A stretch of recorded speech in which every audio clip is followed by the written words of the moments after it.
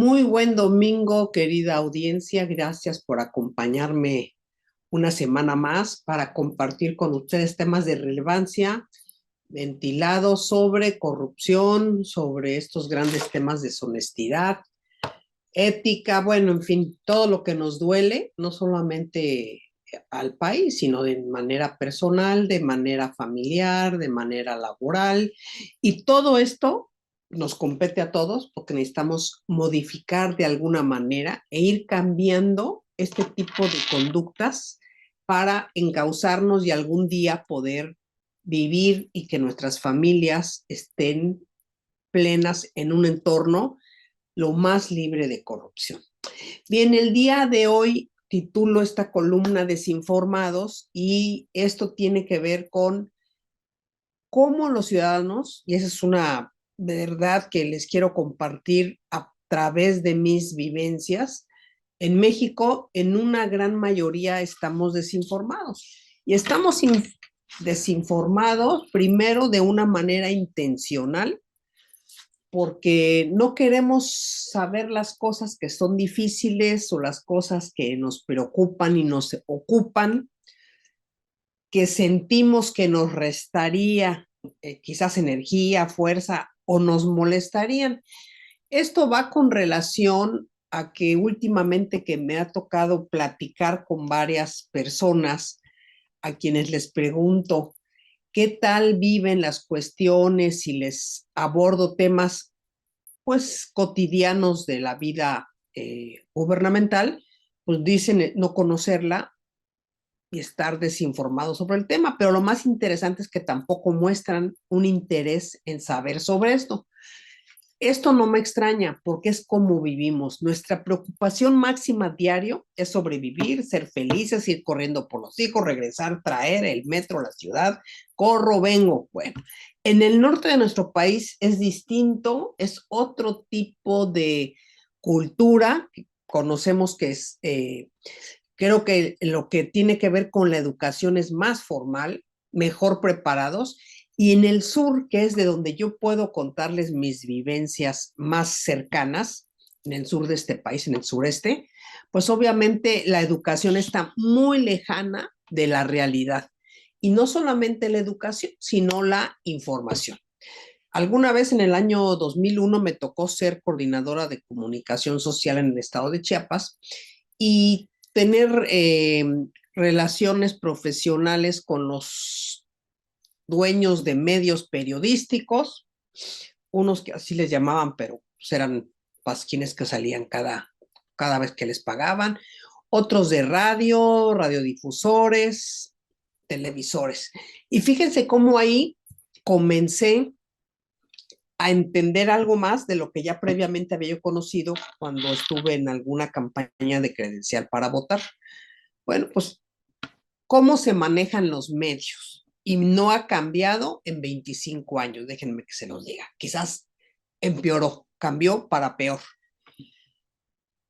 Llegaban a pedirme dinero mensual, una millonada de pesos, para no hablar mal del gobierno. O sea, simple y sencillamente no era para hablar bien, era para hablar. A mí me decía, pues hablan lo que ustedes quieran.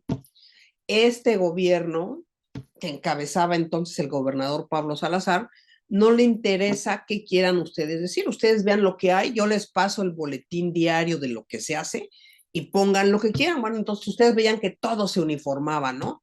Y todos ponían lo mismo. Y luego querían llegar como habían estado acostumbrados con una factura a cobrar y pues por supuesto que no. Ahí se batió y ahí está la historia que me ha acompañado y que es testiga de esto. Otros llegaban a pedir que a ver cómo se les apoyaba y los más interesantes eran los radiodifusores, a eso quiero llegar yo. Los radiodifusores que eran los que más escuchaba el pueblo porque llegaban a la mayor parte de las comunidades indígenas, a la mayor parte de los altos, a lo más lejano de Chiapas. Y ahí, por supuesto, que pues los que eran eh, cronistas, los que eran responsables de cada segmento del radio eran gente con muy escasa preparación, muy escasa, salvo una o dos personas, y lo que hacían era trabajar justamente para que los dueños de las radiodifusoras, que a eso voy ahorita, que son una concesión del gobierno, dijeran exactamente lo que ellos querían. Si tenían que golpear a alguien en vía de radio por 5 días, lo hacían, le ponían cápsulas cada media hora, en fin. Fue un estire y afloje que a mí me hizo aprender muchísimo y también a ellos le aprendimos a respetarnos y hasta hoy nos llevamos. Ya muchos han muerto, pero fíjense, esa es la historia que acompaña el sureste. Yo decía en esa época, oye, ¿por qué no podemos oír el noticiero de la mañana? Había 2 o 3 noticieros importantes, importantes por el contenido y por quienes lo daban a nivel federal, a nivel nacional. Pues no, esos los bloqueaban y ponían otro tipo de música. Entonces las personas ni siquiera sabían de quiénes hablábamos. No había una información. Los periódicos no llegaban, toda una cuestión increíble de cómo obstaculizar la información a la población. Y por supuesto que el gobierno ha sido históricamente parte de esto porque les daba su lana. Bueno, todo esto viene a colación ahora que veo, por ejemplo, el tema de esta ley de telecomunicaciones que sale a debate con muchos de los periodistas. Y aquí me pongo a analizar que según el módulo sobre lectura que publica el INEGI en 2024, el porcentaje de la población lectora en México ha disminuido en la última década. Del 2015 pasó del 84.2, ¿no? Hasta en 2024 69.5, lo cual significa casi un 18%, casi un 20%. Bueno, 84 para 19, yo le cierro en 20. Ese descenso de la población es más pronunciado en hombres, fíjense, en varones, que casi tienen lo mismo de 86.7 a 69.9. Y las mujeres pasó de 81.9, siempre menos preparadas, al 69.3. Esta disminución tiene que ver con la disminución en la lectura, en, en documentos. La lectura de periódicos me pueden decir que pasó del 49% en 2015 al 17%. Fíjense que bajo en 24 por las redes, lo voy a tomar como tal. Pero eso también nos habla de que la gente ya no tiene intención de informarse, porque las redes no tienen información que permita ser más objetiva. Las redes se dedican más a que sin fuentes transmiten información, dan, en fin, ya conocemos todo eso. Y yo me puse a pensar, imaginemos que vamos a un médico, que tenemos algunos, empezamos con secuelas, con algunos temas de enfermedad, y que nos sentimos mal de muchas cosas que consideramos graves. Y entonces tenemos que elegir con qué médico vamos a ir. Y vamos a ir con el cardiólogo, y vamos a ir con el internista, o vamos a ir con el gastroenterólogo. Ya empezamos a espantarnos porque no sabemos qué tenemos y nos sentimos muy mal, muy mal, muy mal, muy mal. Y entonces cuando llegamos al médico, claramente nos dice, que elegimos nosotros, que tenemos que operarnos ya mañana, que usted tiene una pancreatitis, voy a inventarle, porque por supuesto no soy doctora, pancreatitis crónica del tipo C.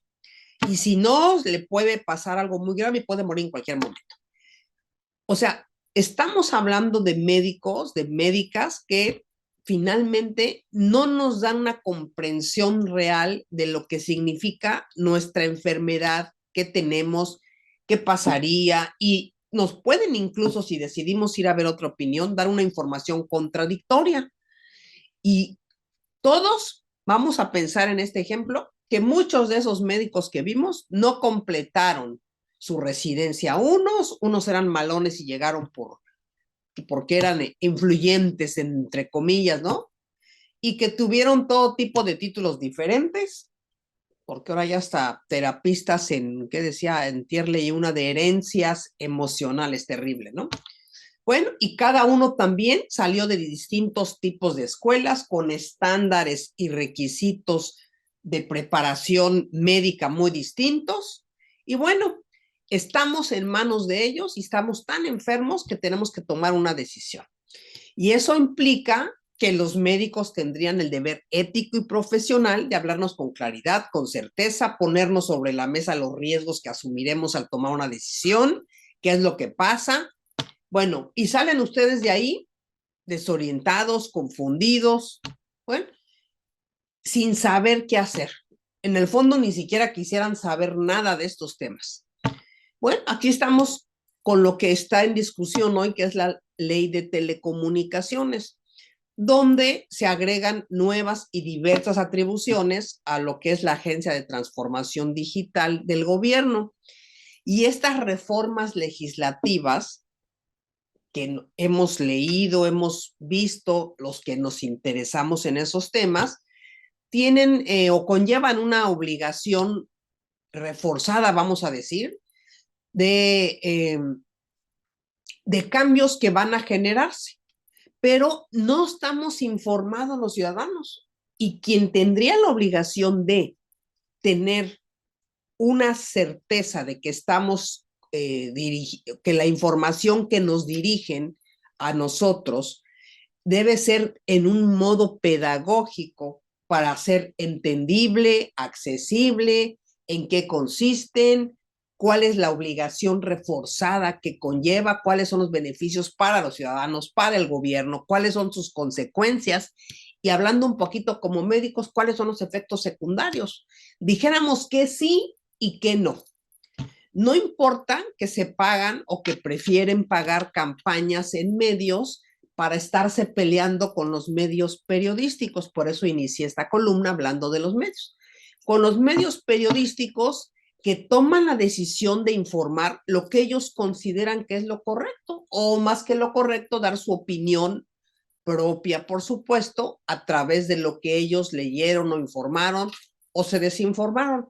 Pero estas situaciones concretas me llevan a reflejar o a ver este tabú político parlamentario, donde lo que priva es una desinformación generalizada siempre.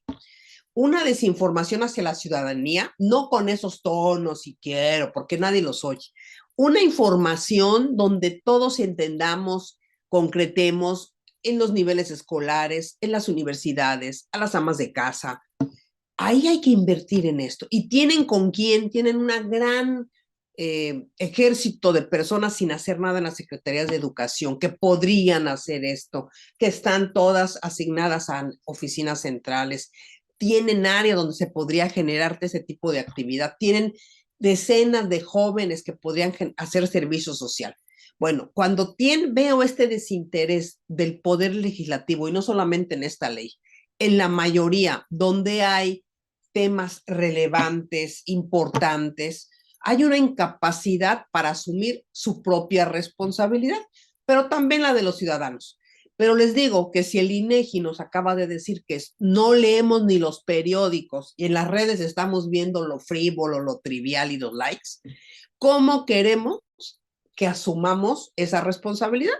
Si es una forma cultural de ser y de convivir. Y entonces aquí viene algo muy relevante que yo les comparto a todos los colegas que nos reunimos en los cursos o conferencias que impartimos. Bueno, cuando algo es urgente y lo quieren mañana pasar y autorízame esto, es una bandera roja de alerta. ¿Por qué han de querer pasar forzado a alguien? Algo así, algo tan como si fuera trascendente de vida o muerte. Y entonces, frente a los silencios parlamentarios, a las redacciones inadecuadas de leyes, sesgadas con o sin intención, yo no puedo dar fe de que sea sin intención, porque no lo sé de cierto, como decía el gran Sabines, el ciudadano debe recuperar ese derecho inalienable que tenemos de pensar, de dudar, de preguntar, de hablar. Y necesitamos tener un pensamiento crítico y ahí movernos en esto, porque sin estos temas nada más los dejamos pasar. Los radiodifusores, los estados, los gobiernos controlan todo para que nadie se entere, pues no va a haber una discusión parlamentaria. Y qué bueno que ahora la presidenta definió que propone abrir una discusión parlamentaria, porque así debería ser. ¿Por qué esperan siempre que le llegue el problema dijéramos que delegan para arriba, cuando a los que les corresponde hacer esto es a los legisladores. Y así es como en la gestión de riesgos, todo lo que es urgente, todo lo que no quieren ni que leas porque si no nos van a correr, es lo primero que tenemos que detener y que sentarnos a leer. Y yo, sin ser una periodista de oficio, pero haberme dedicado en muchas de mis actividades a esto, pienso que la frase de Alberto Camus es ser los periodistas, los historiadores del presente, pues nos hablan de que ellos son quienes van de alguna manera, los éticos, porque dijimos que hay muchos que no son éticos, a tratar de cumplir esa función, de ayudarnos a abrir los ojos, a documentar el presente, entender el pasado, confrontarnos, darle voz a lo invisible. Pero esa, la verdad, es una talacha que debía ser de los legisladores. Y también pienso en ellos porque, como lo he dicho, es difícil que alguien entienda algo cuando su salario depende de que no lo haga. Pero eso no es justo. Y tampoco es justo que cada vez que hay esto, oigamos todos el mismo cantar. Pero es que ¿cómo lo van a hacer fast track y a pasar en media hora si no lo han leído? Nunca los leen, nunca los leen. Son acuerdos parlamentarios. Y eso difícilmente va a cambiar en este país. Lo que sí podemos cambiar es nuestra participación, nuestro derecho inalienable a pensar, a dudar, a expresarnos. Esa libertad de pensamiento no la vamos a mendigar, la vamos a ejercer. Que nuestro entorno conozca, se informe. Y es más difícil, por supuesto, en esos estados donde están cercados los medios periodísticos, y ahí debería también entrar el gobierno, entrar a ver cómo se revisa, cómo se realiza, porque necesitamos usar esto para construir un país mejor y no que esté al mando de la desinformación sistémica, de los gobiernos, de los municipios, y que seamos los ciudadanos los que entendamos. Y no queremos ser intermediarios y que alguien nos diga, ni que nos pedir permiso para ejercer este derecho. Entonces, yo espero que en los subsecuentes, aunque lo veo alejado, cambien esas formas, se dediquen más que estar en entrevistas que nadie escucha y que son lisas, llanas, sin ningún sentido, que sean dirigidos a todos los sectores, que nos narren la realidad. Y bueno, de qué hay que hacer, hay que hacer. Y donde hay poder, hay resistencia. Entonces, pues, ¿qué le hacemos? Mientras tanto, nosotros ser más conscientes, leer, informarnos, preguntar y repreguntar. Y como siempre, espero que algún día podamos vivir sin corrupción. Les deseo un buen fin de semana y gracias por acompañarme.